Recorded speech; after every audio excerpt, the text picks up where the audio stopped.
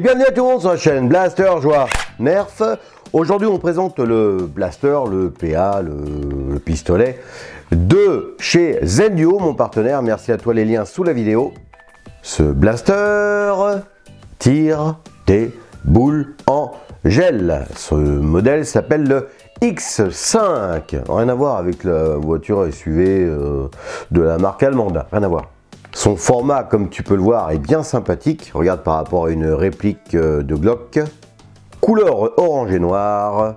Il était fourni dans une boîte avec pas mal de petites choses. Regardez plutôt. Alors, dans la boîte, on a une belle notice explicative dans la langue de Shakespeare. Elle est très complète et très détaillée. Des lunettes de protection. Le port USB pour charger la batterie LiPo. 4000 billes gel en format prêt à gonfler, un petit chargeur, un chargeur moyen et un chargeur drum. Alors là, c'est magnifique. Le blaster, prêt à l'emploi, et une petite visée. Ah, tu vois, il n'y a même pas de vitre, hein, c'est purement esthétique. Blaster pour les plus de 14 ans, a priori. Après, tu fais ce que tu veux à un moment donné, tu vois. On va faire un peu le tour de l'appareil. C'est un blaster principalement en nylon avec un peu de métal. Canon métal anodisé. On a le système blowback, hein, bien connu dans l'airsoft, hein, si tu veux, ou ailleurs. La culasse recule. Et j'avais compris qu'elle était censée... Tu vas rester bloqué vers l'arrière quand tu n'as plus de billes, mais a priori c'est un peu aléatoire. Des fois même quand tu as encore des billes, la culasse reste un peu en arrière. Bon, c'est pas grave, hein. Peu importe, ça fonctionne très bien quand même. On a une grande cadence de tir comme tu peux le voir, et tu peux aussi tirer en coup par coup pour maîtriser ton flux de dépenses de billes. On a une lampe tactique qui ne se dévisse pas, qui ne se démonte pas a priori, puisqu'elle sert aussi de logement de batterie. Alors pour allumer la lampe tactique, hop. Et puis c'est vrai qu'on a fait quelques petits essais en nocturne. Bon, ça éclaire un peu, c'est suffisant pour s'amuser, hein. Tiens, d'ailleurs, comment on charge la batterie ? Ça charge. C'est vert, la batterie est pleine. Comment la brancher, comment on l'insère la batterie? Sur la batterie de connectique, une pour la lampe tactique et une pour faire fonctionner la gearbox du blaster.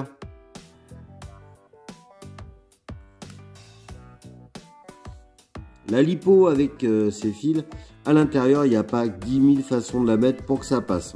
Donc vous avez vu, c'est fourni avec 3 types de chargeurs, un chargeur standard court, un chargeur standard long et un chargeur drum, tambour, camembert comme dit mon pote Romain du chemin. On entend bien le verrouillage du chargeur. Petite préférence pour le drum quand même, ça donne une drôle de mine, hein, c'est original. Donc comme tous les blasters Jelly Ball ou Gel Blaster, tu vas avoir tes billes à préparer. La préparation, enfin, tu as juste à mettre les billes dans l'eau et puis ça se fait tout seul.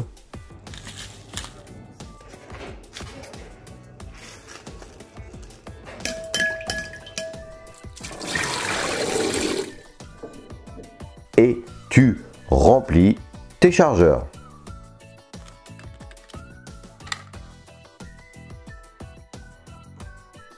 Voilà.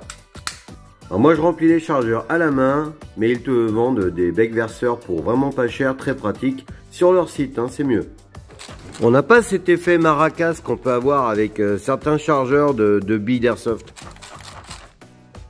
Tu tires 2-3 coups à vide pour faire monter les billes du fond du chargeur jusqu'à ta gearbox pour tirer. C'est pénible, toujours il y a 2-3 billes qui tombent quand tu changes de chargeur. Donc ces petites billes en gel sont à peu près 7-8 mm. C'est un format un tout petit peu plus gros que de l'airsoft. Et on est un petit peu moins précis que de l'airsoft. Mais alors qu'est-ce que c'est ludique, hein, pas de pollution, pas de fléchettes à ramasser, c'est sympa. Alors, petite parenthèse à faire quand même sur les blasters gel, tu vois, c'est mon deuxième que je fais en review. J'aime bien ça. Moi, je trouve qu'en Blaster Game, c'est un nouveau style de jeu, c'est un nouveau compromis, c'est-à-dire que tu n'as plus de fléchettes à ramasser. Tu peux faire jouer des jeunes à partir de 14 ans, et même sous accord parental, nous, on a commencé aussi à 10 ans. Mais après, tu fais un peu ce que tu veux, j'ai envie de te dire, parce que suivant les blasters, ils sont pas tous puissants. Il y en a qui sont très peu puissants dans le gel blaster, et il y en a qui sont très puissants dans le gel blaster. Ça va dépendre de ce que tu achètes. Mais nous, on trouve ça génial pour le game, parce que les gens se disent ouais, tu fais que du nerf normalement. Non, déjà je fais pas que du nerf, faut suivre un petit peu la chaîne. Il y a aussi du jouet vintage et d'autres types de blasters.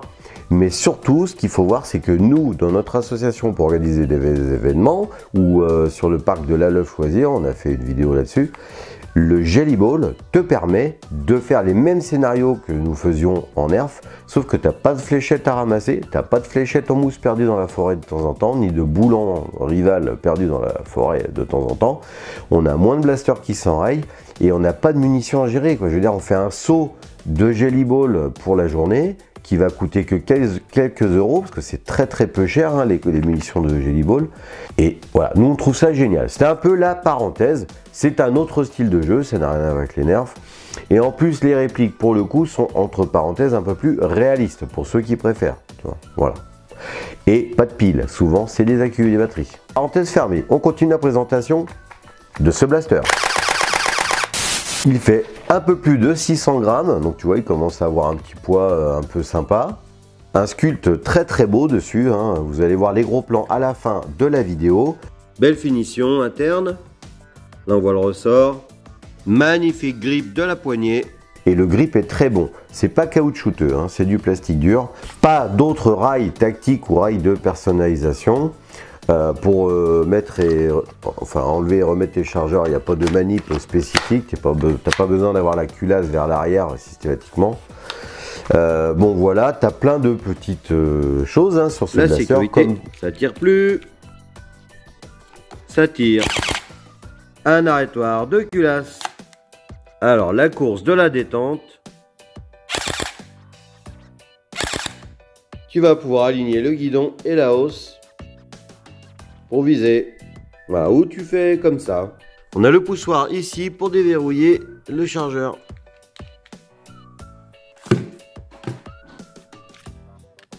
Bon, pour les performances, on va aller faire des tests de tir en extérieur. On va aller tirer tous les 5 mètres. Et on va faire, tu vois, une fois n'est pas coutume, comme la dernière fois avec le dernier blaster que j'ai fait, Jelly Ball, le Chris Vector. On va faire de la précision en même temps que la distance. C'est-à-dire que je vais essayer de viser quelque chose dehors tous les 5 mètres. On va voir si j'arrive à le dégommer, tu vois, comme si tu étais en game et que tu voulais dégommer ton adversaire. J'ai mis une espèce de structure en fibre là qui fait plus d'1 mètre de haut. Debout, elle est à 10 mètres de moi. Allez, premier test de tir, c'est parti. Je fais un petit vent latéral droit aussi.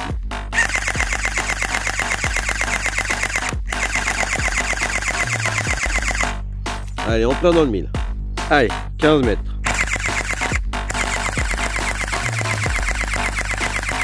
« 15 mètres, c'est bon, c'est touché.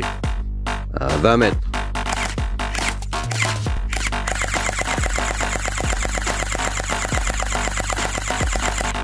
C'est plus difficile, mais on arrive à toucher.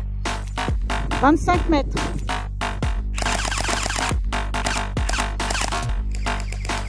Touché. Touché.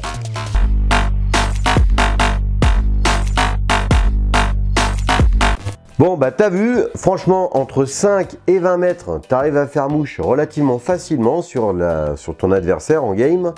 Par contre, c'est vrai que dès que tu dépasses les 20 mètres, c'est un peu aléatoire. Il faut vraiment se mettre pas mal en cloche pour arriver à le shooter, ton adversaire. Mais c'est faisable. Au-delà des 25 mètres, I believe I can fly. Hein, c'est un peu autre chose. Hein, voilà, c'est moins sympa. Mais bon, j'ai envie de te dire, en CQB ou même en partie, on est entre 15 et 20 mètres. Il y a de quoi faire. C'est sympa pour le jeu. Le fabricant donne ce blaster pour environ 140 fps, qui commence à être sympa. Est-ce que ça pique? Alors on va faire un petit test pour voir, ce qu'on me demande souvent, est-ce que c'est douloureux? Je vais demander à mon épouse de me tirer dessus à 5 mètres et vous allez voir ce que ça donne. Donc test de douleur, on va voir si à 5 mètres ça fait mal dans l'épaule. Ça fouette, mais ça va. Bah voilà, on a fait le tour. Écoute, c'est plutôt sympa, c'est plutôt original. Encore une fois, je vous dis, c'est une nouvelle ouverture du champ des possibles pour faire des parties entre amis ou en famille. Là, pour le coup, c'est un peu plus facile pour moi à organiser parce que tu n'as pas la contrainte de l'airsoft, c'est-à-dire la puissance, les normes, enfin, tu vois ce que je veux dire. Pour jouer, par exemple, dans ton terrain ou dans ta cour, c'est des billes de gel. Ça picote pas plus que ça, pas plus qu'un nerf un petit peu bricolé. Franchement, pour mettre ça en œuvre, c'est sympa, c'est pratique pour faire des parties. Comme d'habitude, lunettes de protection obligatoires. Parce que par contre, la bille de gel dans l'œil, là, ça devient dangereux. Comme tout ce qu'on prend dans l'œil, hein, quelque part. Mais surtout, tu vois, tout à l'heure, on a fait des tests off. J'en ai pris une dans l'oreille, ça m'a fouetté. Mais j'ai plus de marque et j'étais à 5 mètres. Donc, conclusion, les amis. Facilité de mise en œuvre pour faire des games dans ton terrain, en famille, entre amis. Pour moi, ça, c'est quand même un point super positif pour ce genre de produit. C'est pas de l'airsoft. C'est un peu plus péchu et un peu plus réaliste que du Nerf. C'est autre chose. C'est une nouvelle alternative au game à la maison ou ailleurs. Tu vois, c'est sympa. Point positif, le prix. Blaster avec plein de chargeurs, des billes, pas mal d'options, la batterie, tout ça, on est autour des 60 €. Pour moi, bon oui, ça c'est une somme, mais pour un produit de ce type-là, ça me choque moins que certains blasters Nerf, par exemple. Point positif, pour moi, c'est le look. Hein. Il est vraiment très beau, je trouve. Ce petit côté est réaliste et toy, tu vois, il est entre deux, il me plaît bien. La gearbox a l'air de bonne qualité, franchement, quand je vois les plans et les dessins de cette gearbox. Faut voir sur le long terme, hein, j'ai pas assez de recul par rapport à ce produit-là. Point positif, le blowback. Bon, maintenant les points négatifs. Alors, point négatif pour moi, c'est le fait que une fois que tu n'as plus de billes, bah, l'arrêtoir de culasse qui est censé faire ça, tu vois, bah, ne fonctionne pas systématiquement. Bon, dommage. L'autre point négatif pour moi, j'aurais souhaité un petit grip en caoutchouc, tu vois, ça aurait été encore plus quali au niveau du toucher, mais ça reste hyper confort et hyper agréable en prise la prise en main. Point négatif, cette espèce de forêt d'hôte, je voyais, à la limite, t'en mettais pas, voilà, et puis finalement, hein, c'est pas si mal. Point négatif aussi pour moi, c'est le fait que, et c'est tous les gel blasters avec un chargeur dessous, quand tu changes de chargeur, parce que t'as plus de, toi ça tire plus, tu perds toujours quelques boules, toi qui tombent. Hein. C'est pas très grave, hein, vu le prix au kilo des boules, bon, voilà, c'est juste pas pratique quand tu es en intérieur. Oui, on a essayé en intérieur. Ah bah l'aspirateur a fonctionné, ça fait du dégât.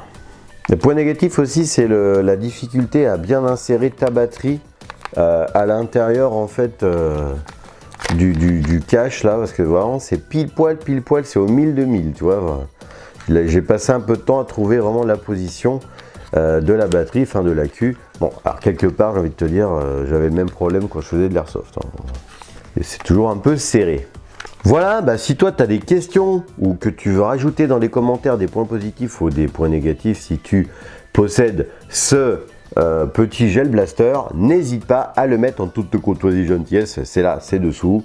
Je te mets des liens aussi des autres blasters que j'ai fait, enfin de l'autre blaster gel que j'ai fait comme ça, et de la préparation des boules de gel, le petit tuto.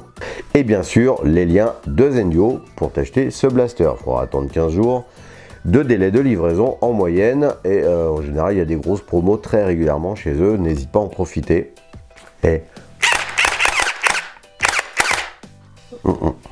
voilà les amis, merci de nous avoir regardés. Encore merci à Zendio pour ce magnifique présent. Et à bientôt à toi sur la chaîne Blaster Joie. Merci.